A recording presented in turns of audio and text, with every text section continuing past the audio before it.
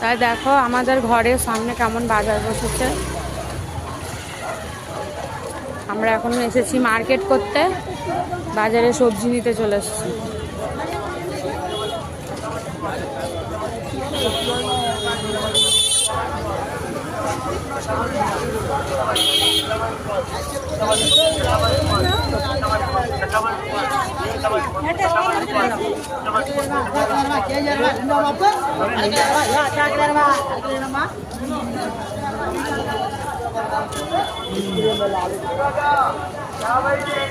এই যে আজকে সোমবারে মার্কেট ছিল, মার্কেট করে আসতে গিয়ে লেট হয়ে গেছে বলে আজকে কিন্তু সব নর্মাল রান্না বান্না হয়েছে। এখন আমার মা খেতে দিচ্ছে, জামাইকে নাতনিকে খেতে দিচ্ছে রুটি আর ফুলকপি আলু সব রকম দিয়ে ভাজা করেছে একটা, আর এই যে বেগুন পোড়া করেছে।